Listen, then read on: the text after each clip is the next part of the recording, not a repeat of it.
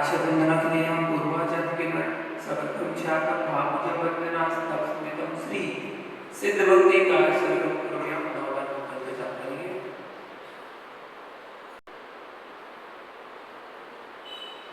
सम्मतनार्दं संगे सोमतमोगणं अग्रलुगोपावहं अट्टगुणं तिसिद्धानं तव सिद्धेन सिद्धे जयं सिद्धिचरसिद्धेन नानमिदर्शनमिया सतिसिर्सन्मस्सं इच्छानन्द सिद्धभक्तिका सुखपादसालोच्य सम्मनां समदस्य सम्मचार्यता अट्विकमुक्काणं अट्टगुणसंवरणं तुलोवेत्याणं वैद्याणं तव सिद्धनं नैसिद्धानं संयमसिद्धानं चरसिद्धानं अतिद्धानावद्वर्तमा फलन्तसिद्धानं सत्सिद्धानं नित्यकालं पूजिमि वन्दामि नमस्तामि दुःखकौकमकौ वैराग्यं सुवैकुण्ठं समायमनं जिह्मुसम्पत्तियो मच्छ आचार्याणि आचमनव्यां पूर्वाचार्यनिपुणसकलं ख्यातं भावजवन्दनास्तव स्मितं श्री सुरद्भक्तिकासनगुरुव्यम्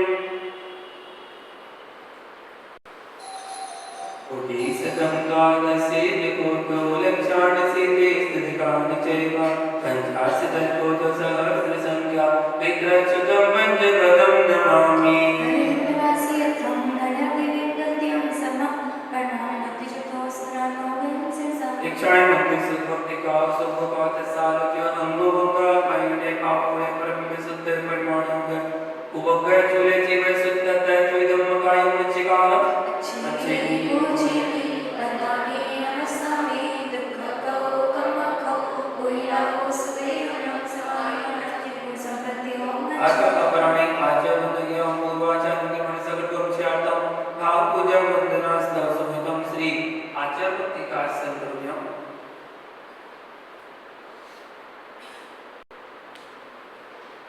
श्रुतदेवदिवादिभ्यः सुवर्णनामनुमतिभ्यः सुकृतपुनिभ्यो नमो गुरुभ्यो गुरुभ्यः छत्तीसगढ़ सावधि पंचाचार्य संदृश्य सिसांगम स्वेदापयस्ता वंदे गुरुभक्ति सत्यमेया तरन्ति संसार सागरं घोरं क्षीणते अटकं मम जन्म मरण पावयन्ति नित्यं यदुमन्त्रो मनिरता ध्यानाविमोत्राकुला सवितरमावेदितास्तपोदन्दना शातुप्रिया साधुवा शीलप्रावरणगुणप्रणा सन्तागते ज्योतिका मोक्षद्वार कपाटपाटमटावीणन्तु मां साधवा गरुडावातुनो नित्यं ज्ञानदर्शननायका चारित्राणं गम्भीरा मोक्षमार्गोपदेशिका इच्छायन्ते आर्वन्तिका सुखोपदस्तालोच्य सम्मरान् समदस्य समचार्यस्ताणं पञ्चव्याचारणं पाय्याणमयादिसुद्राणमदिस्याणं भुवज्रयणं तीरयोपजाणं सप्तसाणं साणच्यकालम्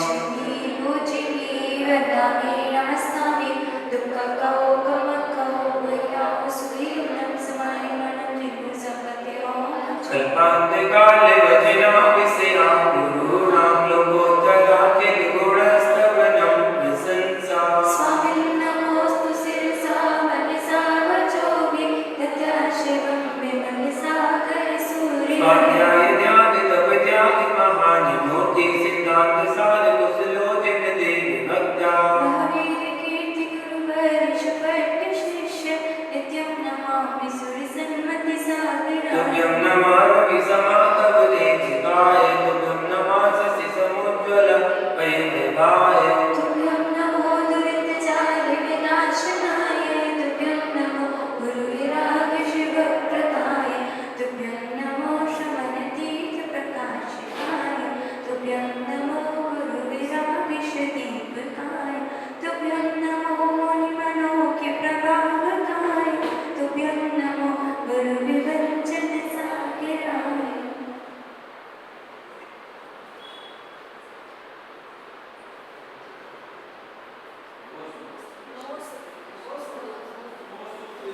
सभी उच्चारण कर सकते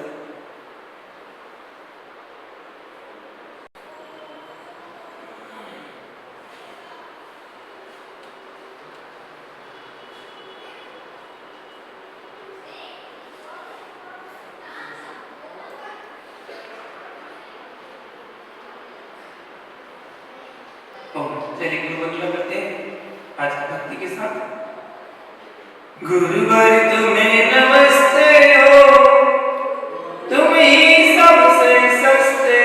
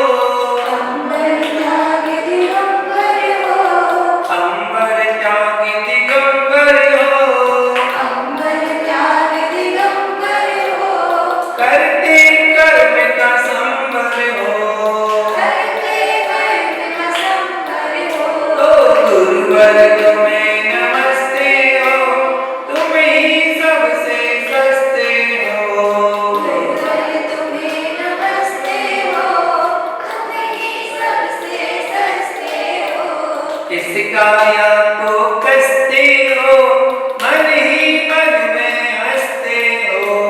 इस काया को कसते हो, मन ही मन में हंसते हो। और कैसे हमारे गुरुवर सरल स्वभावी हो, गुरुवर सरल स्वभावी हो। हमारे तो गुरुवर सरल स्वभावी थे। गुरुवर सरल स्वभावी हो, गुरुवर सरल स्वभावी हो। मोक्ष महल की चाबी हो, मोक्ष महल की चाबी हो। तीर्थंकर संभावी हो, तीर्थंकर संभावी हो। तीर्थंकर संभावी हो। तीर्थंकर संभावी हो। नित्यानंद स्वभावी हो, नित्यानंद स्वभावी हो। ओ गुरुवर तुम्हें नमस्ते हो, तुम ही सबसे सस्ते हो। गुरुवर तुम्हें नमस्ते हो, तुम ही सबसे सस्ते हो। इस काया को कसते हो, मन ही मन में हंसते हो। इस काया को कसते हो, मन ही मन में हंसते हो। गुरुवर तुम तो मंदिर हो, गुरुवर तुम तो मंदिर हो। गुरुवर तुम तो मंदिर हो। गुरुवर तुम तो मंदिर हो। तुम ही ज्ञान समुंदर हो, तुम ही ज्ञान समंदर हो। लगते सबको सुंदर हो, लगते सबको सुंदर हो। लगते सबको सुंदर हो। लगते सबको सुंदर हो। बसते सबके अंदर हो, बसते सबके अंदर हो। तो गुरुवर तुम्हें नमस्ते हो, तुम ही सबसे सस्ते हो। गुरुवर तुम्हें नमस्ते हो, तुम ही सबसे सस्ते हो। और कैसे है हमारे गुरुवर ज्ञान के इंजेक्शन हो, गुरुवर ज्ञान के इंजेक्शन हो। गुरुवर ज्ञान के इंजेक्शन हो। गुरुवर ज्ञान के इंजेक्शन हो। करते नहीं रिएक्शन हो, करते नहीं रिएक्शन हो। करते आत्मिक कनेक्शन हो, करते आत्म कनेक्शन हो। करते आत्मिक कनेक्शन हो। करते आत्म कनेक्शन हो। श्रवण संग की फैशन हो, श्रवण संग की फैशन हो। तो गुरुवर तुम्हें नमस्ते हो, तुम ही सबसे सस्ते हो। गुरुवर तुम्हें नमस्ते हो, तुम ही सबसे सस्ते हो। इस काया को कसते हो, मन ही मन में हंसते हो। इस काया को कसते हो, मन ही मन में हंसते हो। गुरुवर का करते आदर, गुरुवर का करते आदर। गुरुवर का करते आदर। गुरुवर का करते आदर। देते ज्ञान की वो चादर, देते ज्ञान की वो चादर। वो तो है मेरे फादर, वो तो है मेरे फादर। वो तो है मेरे फादर। वो तो है मेरे फादर। उनको नमन मेरा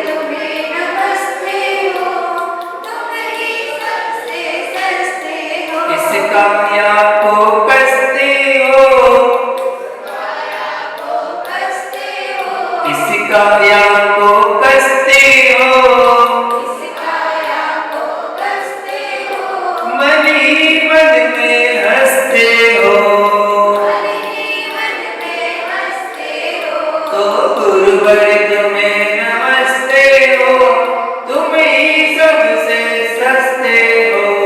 गुरुवर तुम्हें नमस्ते हो, तुम ही सबसे सस्ते हो। बहुत सस्ते हैं, गुरुवर से सस्ते कोई नहीं है। इतने सस्ते हैं, एक नारियल में, एक श्रीफल में बिक जाते हैं। एक श्रीफल चढ़ाओ, चलो मुनिराज चलना है। जब गुरु विराम सागर जी महाराज जी की कृति को करते हैं, हे बर्मन, आज दिन भर में हमारे द्वारा जाने अनजाने में, हमारे मूल गुणों में, हमारे उत्तर गुणों में, हमारे कर्तव्यों में, हमारे कृत्यों में जो भी अतिचार, अनाचार या दोष लगे हों, उसके लिए हम सभी प्रतिक्रमण करते हैं।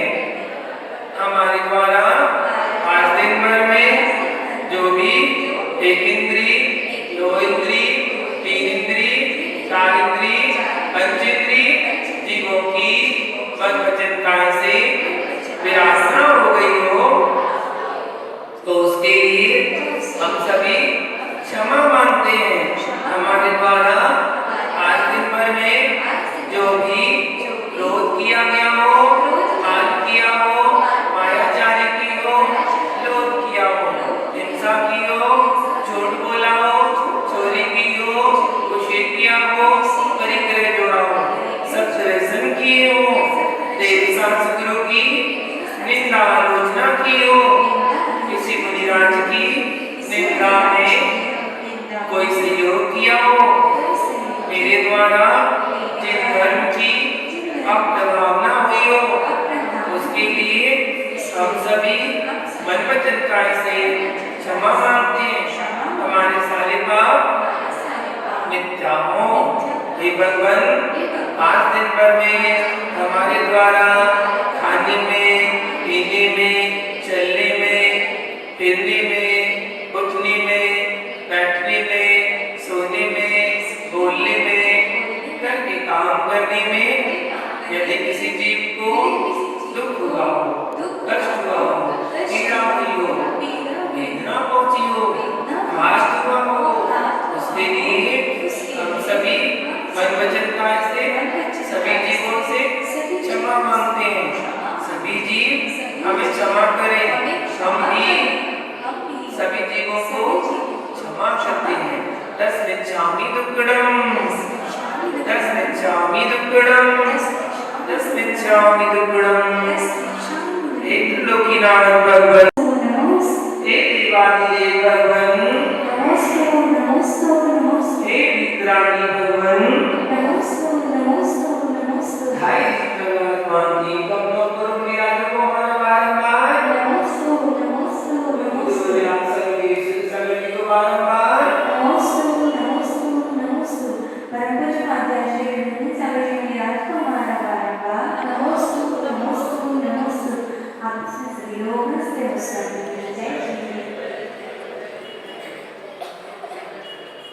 ओम जयकार लगा सब लोग मिलकर आदिनाथ भगवान की जय प्रभु भगवान की परशुराम भगवान की साकीनाथ भगवान की देवीनाथ भगवान की आशनाथ भगवान की महावीर भगवान की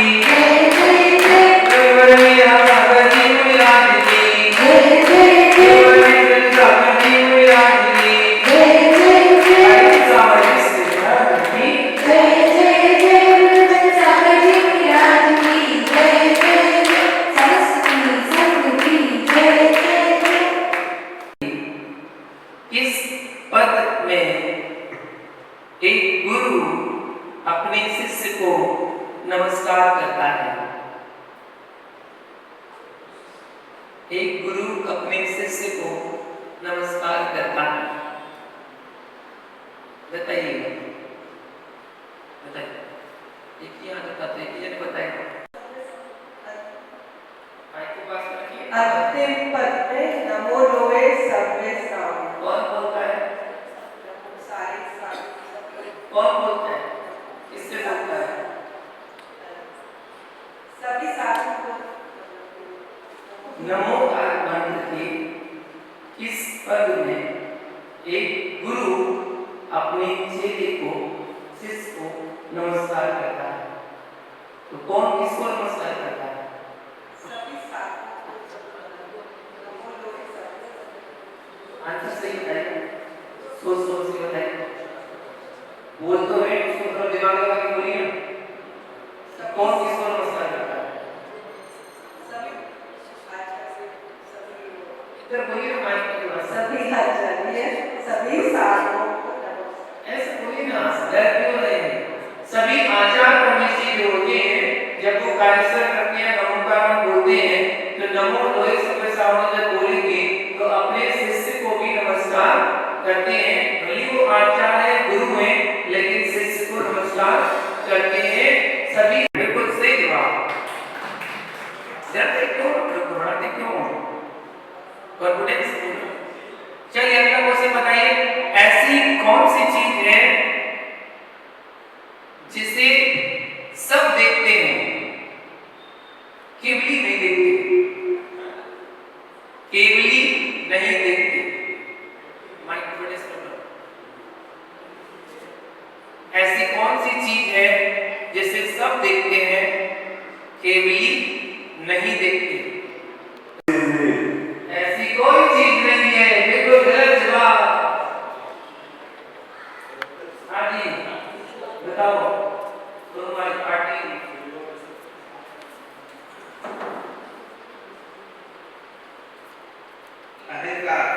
अहंकार नहीं, गलत जवाब।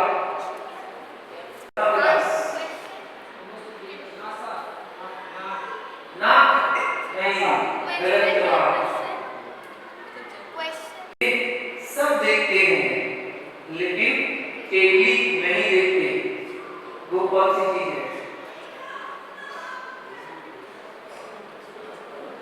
नाम ले लीजिए, इनाम ले लीजिए। उसकी कौन सा ट्राई कर रहा हूँ? टैलेंट शो का कौन रह गया? मेरे पास रखा है, ले लेना अभी जाकर। और किसका रह गया था? टैलेंट शो का लेकिन तुम्हारा रह गया टैलेंट शो का। अगर टैलेंट शो में पूछ रहा है, टैलेंट शो में किसका पुरस्कार रह गया था? एक आपका रह गया था, दो और कोई? मेरे पास रखिए, ले लेना अभी मांग लेना। हाँ जी बताइए, आंसर कौन बताएगा? सोनम तो बताएगी, मैं क्यों बताऊंगी? कोई तो बता। नमस्ते गुरुदेव। आँख आँख, आँख गलत जवाब।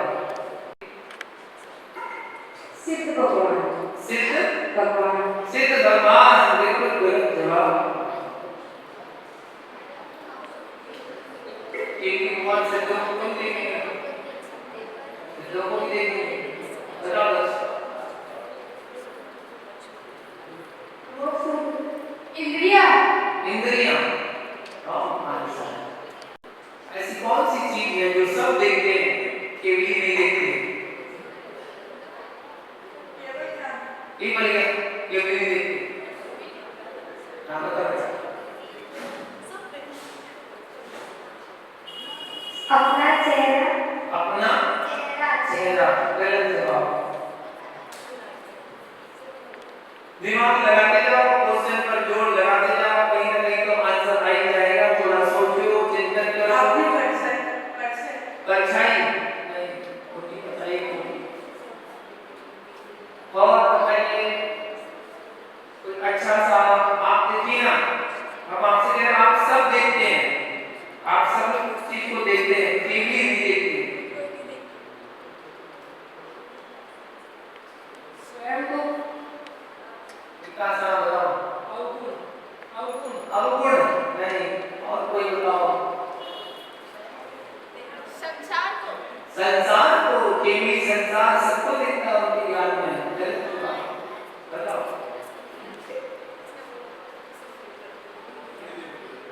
हम लोग तो केवली को देखते हैं, केवली अपने आप को नहीं देखते। नहीं गलत बात। कुछ ना कुछ रहस्य छुपा हुआ होगा। नमस्ते। हम सभी एक दूसरे के दोस्तों को देखते हैं, लेकिन केवल हमारे दोस्तों को। उनकी केवल आंखों सबको दिखता है, चाहे गुण हो चाहे दोष हो, सबको नजर आता है। दया चली जाती है। हाँ, ज्ञान को नहीं देखते। और भी बताइएगा, अच्छा सा क्वेश्चन, बढ़िया देखो क्वेश्चन बनाने में कितना समय लगता है, तो क्वेश्चन आंसर बताने में तो समय लगना चाहिए ना। थोड़ा सा दिमाग लगाओ, सोचो जरा, क्या आप देखते हैं और केवली नहीं देखते हैं?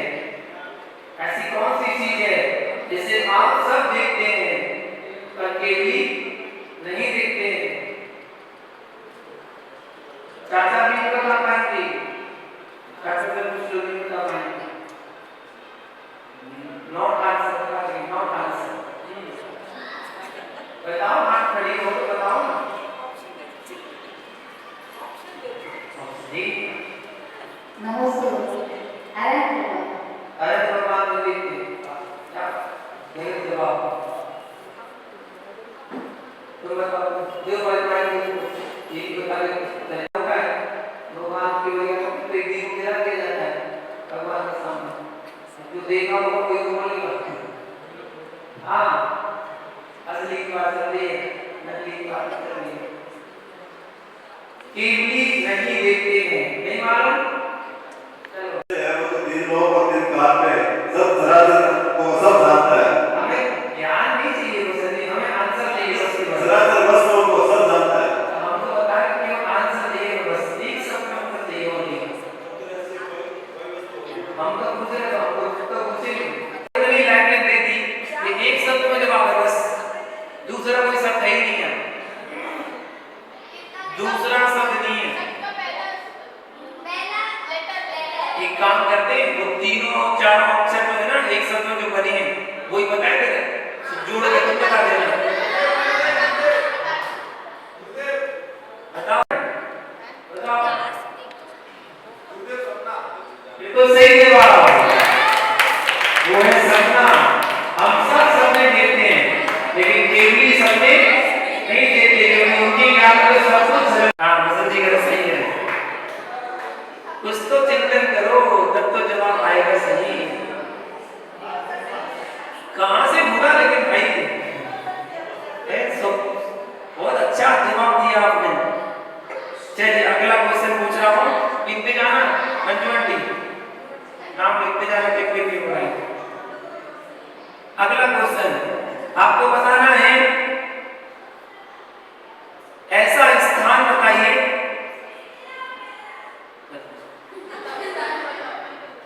ना जहां जीव जाते हैं ना वहां से जीव आते हैं। ऐसा स्थान ना जीव जाते हैं ना आते हैं, ऐसा स्थान बताओ काका जी। हेलो काका, बिल्कुल सही जवाब। ना वहां जीव जाते हैं ना वहां से आते हैं, कोई जाना आना नहीं है, क्योंकि नैतिक नैतिक मच्छर, बिल्कुल गलत जवाब। परछाई किसकी? तुम्हारी कि हमारी कि भगवान की? किसकी? तुम्हारी, हमारी नहीं, सबकी। सबकी किसका नाम है?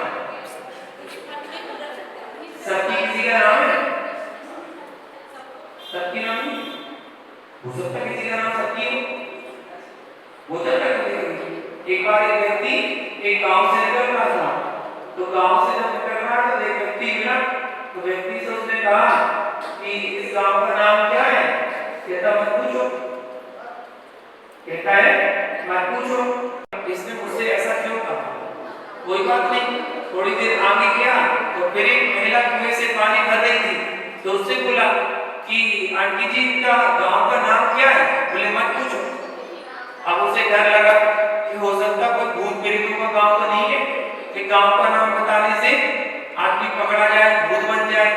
थोड़ी देर और आगे गया, एक व्यक्ति और मर गया, उसने फिर पूछा भैया इस गांव का नाम क्या है? बोले मत पूछो। अब तो उसने कहा जल्दी जल्दी कदम बढ़ाओ, यहाँ को खतरा नजर आ रहा है, डर लग रहा है। वो जल्दी जल्दी जल्दी भागने लगा और जैसे गांव का अंतिम गेट पड़ा तो गांव का नाम लिखा हुआ था वहां पर। क्या था गांव का नाम? मत पूछो। हाँ, क्या आंसर दिया? किसकी? हम लोग की। देखो सही जवाब, वो परछाई। कौन सी चीज है जिसको हम पकड़ तो सकते हैं पर देख नहीं सकते? अब बताइए, ऐसी चीज जिसको हम पकड़ तो सकते हैं पर देख नहीं सकते। ओ मध्यवर्ती तो आ गया, बताइए आप बताइए। हवा। हवा नहीं,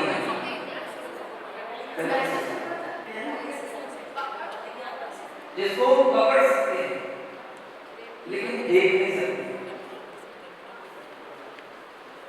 ऐसी वस्तु कौन, ऐसी क्या चीज है जिसको पकड़ा जा सकता है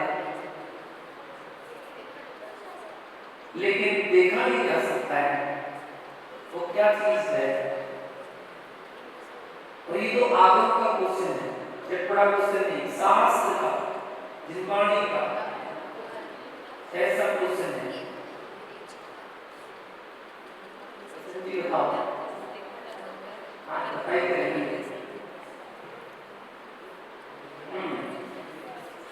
कांच हमको पकड़ लेता है, हम कांच को नहीं पकड़ सकते।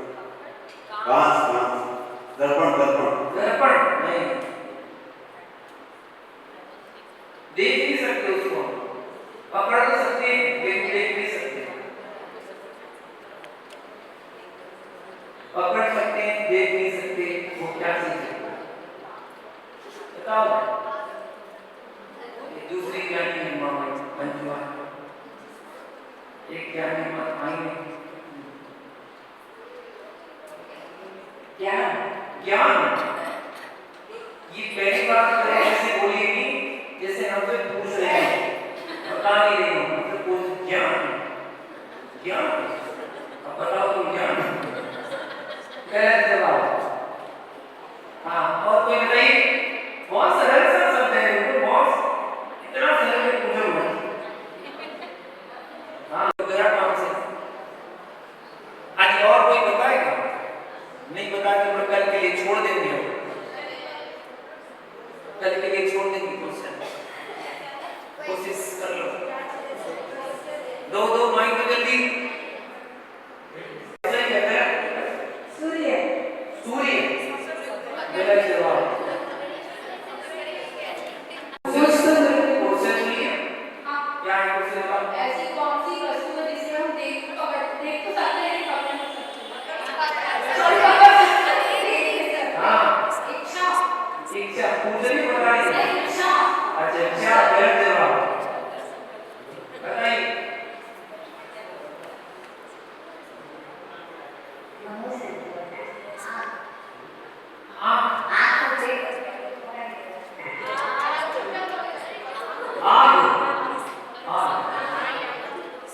गलत जवाब। मैं कम से कम 10 बार उसका जवाब दे चुके हैं। हाँ, वही 10 बार जवाब दे चुके हैं, तो आप एक बार भी जवाब नहीं दे पा रहे उसका। जिसके पास दिमाग है वही पकड़ पाएगा। राजी बताइए, पकड़ लिया, दिमाग है उनके पास।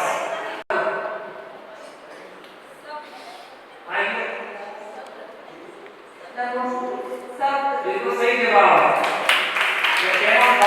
एक शब्द कितनी बार तो बोला? शब्द जो हम बोल रहे हैं ना, आप पकड़ रहे कि नहीं? आप सब पकड़ रहे? एक एक शब्द पकड़ रहे, एक एक अक्षर, एक एक मात्रा। हम एक बार तो आपने पकड़ा कि नहीं? ये कैमरा में पकड़ रहा कि नहीं? एक एक शब्द पकड़ रहा है, उसको देख पा रहा है क्या? नहीं, दिखता नहीं, वो बुद्धगल है। शब्द क्या है? बुद्धगल है। ज्ञान की बात सीखते जाओ, क्वेश्चन भी करो तो ज्ञान की बात मिलना चाहिए। बताइए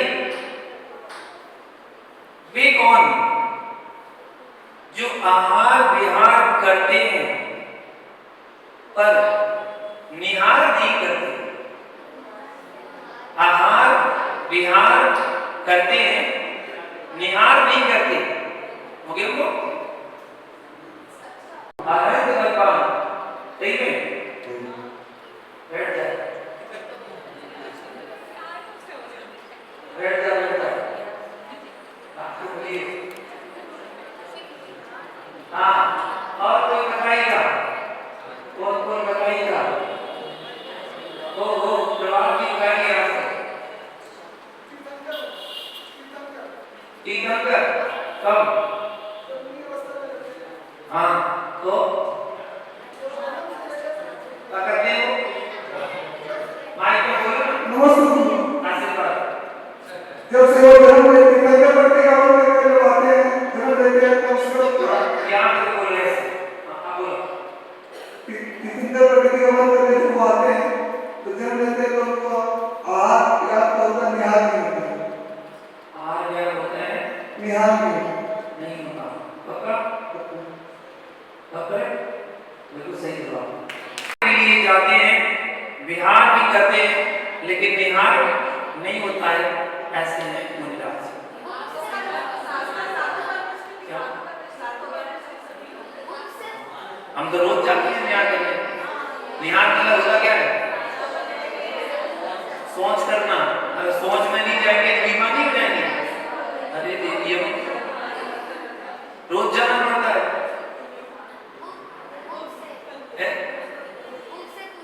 तो रोज जाना पड़ता है, बिना उसके जाए बिना काम चलेगा नहीं। क्या पूछे बुक से? बुक से सारे याद कर ले तुम लोग? सच्ची में? चलो बताओ बताओ 400 नंबर क्वेश्चन का जवाब दीजिए। पक्का? चलो 332 नंबर दे दो। वो भी नहीं।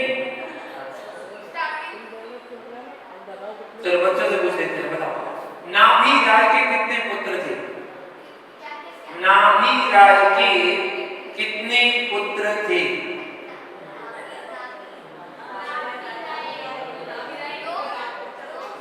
तुम्हारा वीडियो तुमने बिना पूछे जवाब दिया। तुमसे तो पूछे नहीं था हमने, तो जवाब क्यों दिया? बता बेटा। तुम्हारा नहीं होगा जो एक पुत्र है। निकलवाई दवाई में क्या होगा? पीछे वाली दवाई में क्या है ना? ईमान है सब मंदिर में झूठी बोलते। हाँ ये बात मंदिर में झूठी बोलना चाहिए। किसने बताया ना?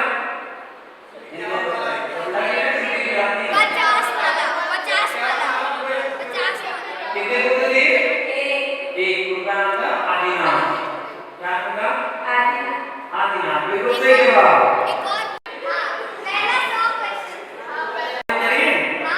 चलो बताओ, बोलना मत, 11 वाला करवाएंगे। जिसने बोला 11 वाला देगा। बताइए रावण के भाई का नाम बताओ जो मोक्ष गए। उठेंगे नहीं बैठ में 11 वाला पे नहीं पड़ेगा। जो बिल्कुल ऐसे बैठा रहेगा ना आराम से आगे बढ़े उससे ही पूछेंगे बस, वरना किसी से पूछे। बता बेटा नीचे। बिल्कुल सही जवाब। अगला क्वेश्चन बताइए मनुष्य के मन में कौन चोर है और कौन चौकीदार?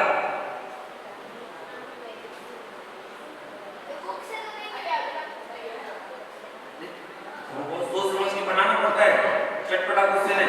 बताओ मनुष्य के मन में कौन चोर है और कौन चौकीदार?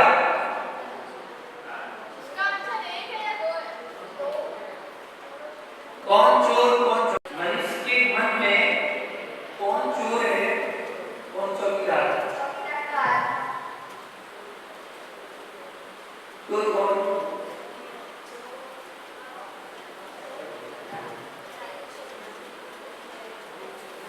अब इसमें हाथ लगा तो चेन क्यों ले रहे हो?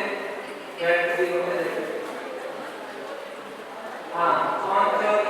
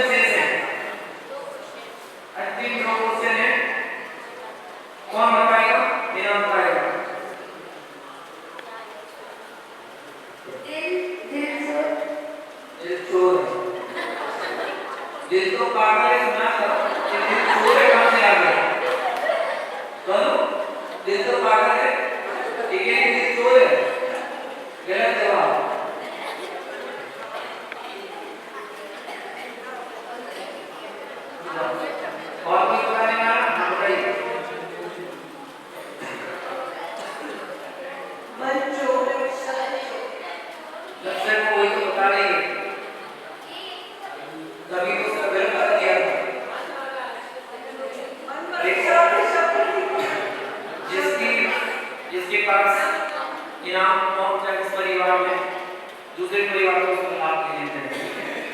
वैसे तो आप बता नहीं पाओगे,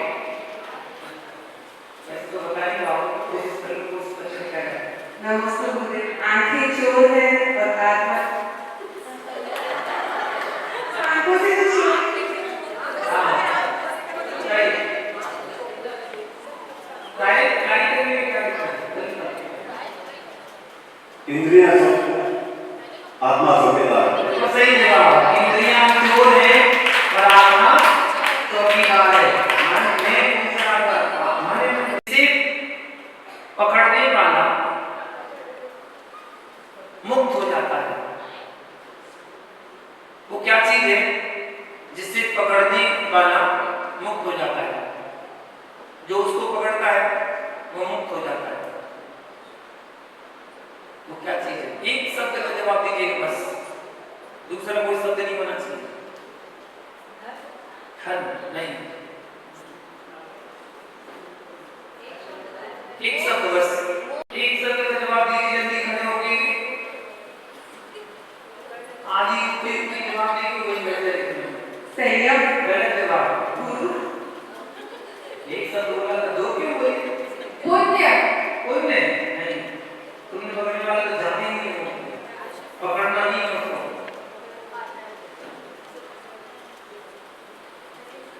गुरु गुरु, गुरु को क्या करना चाहिए? पकड़ लेना चाहिए, मुक्त हो जाएंगे। अरे गुरु को भी नहीं पकड़ना चाहिए, गुरु को पकड़ लिया तो मोक्ष नहीं होने वाला। और कोई चलो अपने काम करके एक क्वेश्चन हम छोड़ देते हैं आपको सोचने के लिए। शुद्ध आत्मा नहीं, अगला क्वेश्चन पूछ रहा हूँ, कौन सी वस्तु है जो दूसरों को देने से मिलती है? दूसरों को देने से हमें भी मिलती है, वो क्या चीज है? वो क्या वस्तु है? वो क्या नाम है? बताओ अरविंद। मुझसे सम्मान। बिल्कुल सही जवाब। हम दूसरों को सम्मान देते हैं तो हमें भी सम्मान। अरे एक एक कर एक एक करके देखो रिकॉर्डिंग हो रही है।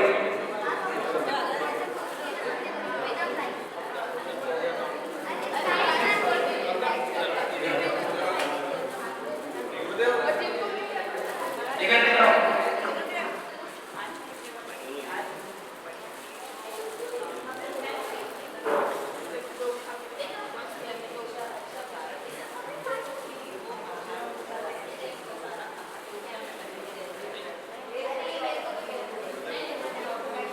में से क्वेश्चन आंसर याद किए, वो कह रहे भले इनाम मत दे लेकिन क्वेश्चन पूछ लो, ठीक है? इनमें से मैं 10-12 क्वेश्चन पूछ रहा हूँ, एक एक शब्द जल्दी जल्दी जवाब देना, ठीक है? बच्चे बताएंगे कि बस मत कोई नहीं। एक और चीज 1 वर्ष तक कायस्थ मुद्रा में खड़ी रही। सही जवाब। सम्यक चारित्र के कितने अंग होते हैं? बिल्कुल सही जवाब। तो 8 मंगल द्रव्य में से एक द्रव्य का नाम बताइए, जल्दी बताओ। बिल्कुल सही जवाब। ताकि उदाहरण के लिए मैं कौन सा स्थान है जहाँ पर कुमार मुनि मोक्ष गए? तुम लोग नहीं आते, बस पीछे पर नहीं आते थे। बताओ। धारा नगरी। गलत जवाब। ऐसे क्वेश्चन आती है, बताओ।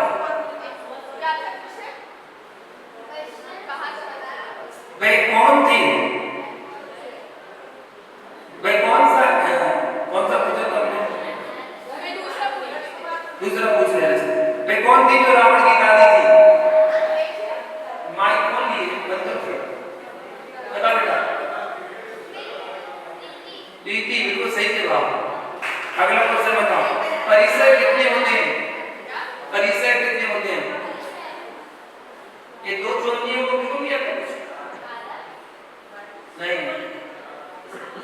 चलो बहुत बढ़िया, मैंने बहुत अच्छी तैयारी करी। बच्चों ने जोरदार बच्चों की ताली बजाते हैं। चलिएगा, तो आज की जिज्ञासा समाधान में से आपको एक प्रश्न पूछने के लिए कोई पूछना चाहेगा? कोई नहीं? चलिए हम बताते हैं आपको एक जिज्ञासा और समाधान। पुराने शिखर को तोड़ा जा सकता है या नहीं? एक, यदि जीर्णोद्धार करके नवीन बनाना हो तो, यदि पुराने शिखर को ऊंचा उठाना हो तो, यदि मंदिर का विस्तार करना हो तो, यदि पूर्व निर्माण में वास्तुगत दोष हो तो, चार कंडीशन दी है आपको। अब जिज्ञासा है कि पुराने शिखर को तोड़ा जा सकता है नहीं। देखिए, जिनालय नव देवता में से एक देवता है। हर सिद्ध आचार्य उपाध्याय साधु जिन धर्म जिनामम जिन चैत्य और जिन चैत्यालय, तो जो 9वें नंबर का है जिन चैत्यालय, वो स्वयं एक देवता है। प्रतिमा के समान ही वेदी शिखर आदि की प्रतिष्ठा की जाती है। यह सावधानी रखी जानी चाहिए कि जिनालय का निर्माण वास्तु शास्त्र का उल्लंघन करके न किया जाए। किसी वरिष्ठ वास्तुशास्त्री एवं प्रतिष्ठाचार का परामर्श आवश्यक है। वेदी एवं शिखर की शोभा, सुंदरता और सजावट को ध्यान में रखकर तोड़ना उचित नहीं है। यदि शिखर प्राकृतिक प्रकोप से क्षतिग्रस्त है या जीर्ण शीर्ण हो गया है तो विधि विधान एवं अनुष्ठान पूर्वक शिखर का जीर्णोद्धार प्राचीनता को सुरक्षित रखते हुए करना चाहिए। यदि शिखर को ऊंचा उठाना हो तो पुराने शिखर को अंदर लेते हुए दूसरा बड़ा शिखर उसके ऊपर से बनाना चाहिए। यदि मंदिर का विस्तार करना हो तो नवीन वेदी बनाना चाहिए। प्राचीन वेदी एवं शिखर यथावत रहेगा। यदि पूर्व निर्माण में वास्तुगत दोष हो तो विधि विधान एवं अनुष्ठान पूर्वक वेदी रिक्त करके ही कार्य संपादित करना चाहिए, ऐसा बताया गया। तो अब जो आज वर्तमान में हो रहा है, वर्तमान में वास्तुशास्त्र के नाम पर पुराने मंदिरों में तोड़फोड़ की जा रही है, इसका आगमिक दृष्टिकोण क्या है? क्या यह तोड़फोड़ उचित है? कर्म शास्त्र एवं वास्तु शास्त्र का क्या सामंजस्य है? तो देखिए, वर्तमान काल में मंदिर वेदी आदि में जो भी परिवर्तन कराना है वह विज्ञ प्रतिष्ठाचार जो विद्वान है ऐसे उनके निर्देश में कराना चाहिए, क्योंकि प्रतिष्ठाचार आगम, वास्तुकला, प्रतिष्ठा आदि सभी विषयों का निष्णात विद्वान होता है, वो ही प्रतिष्ठाचार कहलाता है। ऐसा नहीं कि छोटे छोटे विधान को कराता हो और अपने आप के नाम में प्रतिष्ठाचार लिखने बैठ जाए। नहीं, ऐसे प्रतिष्ठाचार नहीं होते हैं। उसको पूरा ज्ञान होना चाहिए, प्रतिष्ठा पूरा ज्ञान, वास्तुकला का ज्ञान, आगम का ज्ञान, सब कुछ आना चाहिए। कर्म शास्त्र, वास्तु शास्त्र का निमित्त नैमित्तिक संबंध आगम में बताया गया है। एक पुद्गल दूसरे पुद्गल पर प्रभाव डाल सकता है और वह प्रभाव विविध रूप तथा आश्चर्यकारी होना भी संभव है, जैसे मंत्र द्वारा विष वेदना दूर होना इत्यादि शब्दों का प्रभाव पड़ता है कि जहर को उतार देता है, शब्दों के माध्यम से जहर तक उतर जाता है। तो इतना प्रभाव पड़ता है कि एक पुद्गल दूसरे पुद्गल पर प्रभाव पड़ता है उससे। इसलिए वास्तुकार के विशिष्ट जो बड़े विद्वान हैं उनकी परामर्श से ही हमें कोई भी कार्य मंदिर में करना चाहिए कि ये कर सकते हैं या नहीं कर सकते, उनसे परामर्श लेना चाहिए। मैं पूछना चाह रही थी कि आजकल अतिक्रमण के नाम पे अभी अयोध्या में सड़क चौड़ी करने के लिए हमारे 300 वर्ष पुराने मंदिर को मतलब ऐसे बुलडोजर चला रहे हैं, मतलब उसमें कुछ देखा नहीं गया कि क्या मॉडल है, क्या प्रतिष्ठा करनी, कब करनी है, तो इसमें कैसा दोष और किस तरह से क्या किया जा सकता है? समाज की कमजोरी है, समाज में एकता न होने के कारण ऐसा कार्य होता है। अगर हमारी समाज में एकता हो किसी सरकार की कोई हिम्मत नहीं होती है कि मंदिर पर बुलडोजर चला सके, मंदिर को तोड़ा जा सके। अन्य जगह आप स्वयं देखते होंगे बीच रोड पर एक पेड़ लगा हुआ है और उस पेड़ में एक छोटा सा आला विराजमान है। किसी की हिम्मत नहीं होती वो आला वहां से अलग किया जा सके, या कहीं चादर बिछा दी जाए तो वहां पर किसी की हिम्मत नहीं होती अलग किया जा सके, क्योंकि वहां एकता है। और हमारे कोई मंदिर को ध्वस्त कर दिया गया और कोई समाज में कुछ नहीं कर पाया। ये समाज की एकता ना होने का ऐसा होता है। हो सकता है समाज अगर वे रोड बड़ी करनी थी, रास्ता थोड़ा सा बदल के भी कर सकते थे, लेकिन अगर समाज चाहती तो, लेकिन समाज आगे नहीं आई। तो ऐसी स्थिति देखने को मिली और ऐसे आगे भी बहुत सारी स्थितियां, हमारे प्राचीन में भी ऐसी स्थितियां हुई और आगे भी ऐसी होती रहेगी अगर हम एक नहीं हो पाएंगे तो। इसलिए इसमें समाज को एक होना चाहिए और निर्णय लेना चाहिए। कोई कुछ नहीं कर सकता मंदिर में। हाँ गुरुदेव, क्योंकि अभी धारावी, मुंबई में धारावी में एक मस्जिद है जो सिर्फ 60 वर्ष पुरानी है, उसके लिए लोग सड़कों पे आ गए। और हमारी जो मंदिर थी वो 300 वर्ष पुरानी, जिनमें अतिशय कार्य था, उसके लिए लोग आते नहीं है आजकल, क्योंकि लोगों के पास टाइम नहीं, रखना क्या जा रहा है, सब देख लेंगे तो कौन देख रहा है पता नहीं, सिर्फ एकता का अभाव है। इस कारण से ऐसी घटनाएं घट जाती हैं। मूर्तियों और मंदिरों का पूरा निर्माण अवास्तु शास्त्रीय होने पर हानिकारक क्यों एवं कब तक माना गया है? क्या उनमें अपेक्षित सुधार करके इस हानि से बचा जा सकता है? देखिए, प्रतिष्ठा ग्रंथ एवं वास्तु शास्त्रों में मूर्ति मंदिरों का निर्माण विधि पूर्वक ही करने का विधान पूर्वाचार्य ने किया है। विधि पूर्वक नहीं होने पर उसके दुष्प्रभावों का उल्लेख भी विविध प्रकार से प्रतिष्ठा ग्रंथों और वास्तु शास्त्रों में उल्लिखित है। इसलिए यथासंभव पूर्वाचार्यों का अनुकरण करते हुए ही हमें मूर्ति और मंदिर का निर्माण करना चाहिए, वही करने योग्य है। प्राचीन वास्तु दोष युक्त निर्मित मूर्ति एवं मंदिर यदि सत्य हो तो उन्हें प्रतिष्ठाचार्यों के निर्देशानुसार दोष रहित करना चाहिए। किंतु यदि प्रतिमा 100 वर्ष या उससे अधिक प्राचीन है तो उसे पूज्य मानकर अन्य परिवर्तनों की अपेक्षा नहीं करना चाहिए, छेड़खानी नहीं करना चाहिए। जो प्रतिमा 100 वर्ष के पहले उत्तम पुरुषों ने स्थापित की हुई होवे, पर यदि विकलांग मतलब बेडोल उसका हाथ पैर नहीं जा रहा है अथवा खंडित हो, तो भी वो प्रतिमा को पूजना चाहिए। वो पूजने योग्य 100 वर्ष प्राचीन प्रतिमा है, पूजन का फल निष्फल नहीं जाता, लेकिन ऐसा बिंब मूललायन नहीं बनाना चाहिए, ऐसा बिंब मूललायन नहीं होता। कभी कभी आप देखना ऐसी प्रतिमा देखने मिलेगी, हाथ बिल्कुल पतले से और पैर मोटे मोटे, या पेट बिल्कुल अंदर को जा रहा है, जैसे 1 महीना से उपवास हो भगवान का 1 महीने से उपवास चल रहा हो, ऐसा पेट बिल्कुल अंदर को जाएगा और वक्षस्थल बाहर को जा रहा है, तो पेडोल प्रतिमाएं कहलाती हैं। प्रतिमाएं समचतुर संसार की होती हैं, बिल्कुल नाम तौर से बनाई जाती हैं। तो अगर प्राचीन मूर्तियां ऐसी कोई मिल जाती है तो उनको पूज्य माना गया है।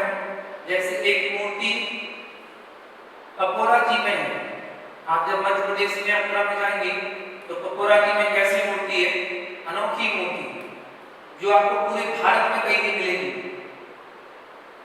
अब उसको आप जाके देखना, मैं बता नहीं रहा, आप जाके देखना, पता करना कौन सी मूर्ति है, ऐसी मूर्ति जो अनोखी मूर्ति है। कोई गया, किसने देखा है? रंजीत तुमने देखी? बुंदेलखंड में क्या पैदा हुआ? बुंदेलखंड में पैदा होकर तुमने नहीं देखी तो क्या देखा? अनोखी मूर्तियां वहां पर मिलेंगी। ऐसी मूर्ति आपको बताएं, ध्यान मुद्रा में वो मूर्ति है। हर मूर्ति आप देखेंगे तो वो हाथ पर हाथ रखी मूर्ति आपको ऐसी मूर्ति दिखेगी, ठीक है। लेकिन पपोरा जी में कोई ऐसी मूर्ति है, उसमें ध्यान मुद्रा में दोनों घुटनों पर हाथ रखे हुए ऐसी प्रतिमा तीर्थंकर भगवान की विराजमान है। तो वो प्राचीन मूर्ति है और कितने साल पुरानी मूर्ति है, जब प्रतिष्ठा की गई होगी तो उसके लिए बेटों अगर अलग भी दिख रही है तो भी पूजनीय है, ऐसा आगम का प्रमाण मिलता है कि 100 वर्ष प्राचीन है तो वह पूजनीय होती है। देवगढ़ में मूर्ति आदिनाथ भगवान की है, यहाँ तक कंधे से नीचे तक बाल है, ऊपर से लेकर यहाँ तक इतने बड़े बड़े बाल है आदिनाथ भगवान के बनाए गए बाल। तो अनोखी मूर्तियां हैं। आप खंडार में जाओगे तो वहां बाहुबली की मूर्ति में छिपकली चल रही है, छिपकली सांप बिच्छू दिखाए गए पूरे, तो पूरे दिखाए गए। और बाहुबली मूर्ति में केवल बेल दिखती है, वहां पर पूरे जानवर दिखते हुए बताए गए। अनोखी मूर्तियां चंदेरी में खंडार जी में ऐसी ही मूर्ति पाई जाती है। तो अनोखी मूर्तियां हैं और भी स्मरण में आएंगे तो आपको बताएंगे।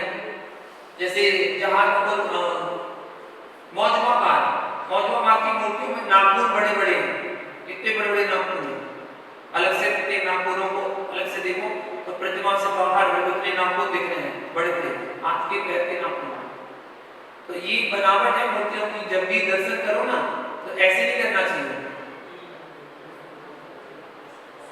जल्दी क्या करने आए थे, दर्शन करने आए थे, आप बोल के देखो तो भगवान कैसे है, कैसी प्रतिमा है, कितने साल प्राचीन मूर्ति है, इसके दर्शन कर रहे हैं आप, अपनी विशुद्धि बनना चाहिए ऐसे। जय बोलो पारसनाथ भगवान की शेष जाने कल देखेंगे आज के लिए। कल के लिए नियम, कल आपको दर्शन स्तुति पढ़ने का नियम, दर्शन स्तुति पढ़ेंगे और खाने पीने में कल का त्याग करेंगे। कल चाउमीन खाने का त्याग।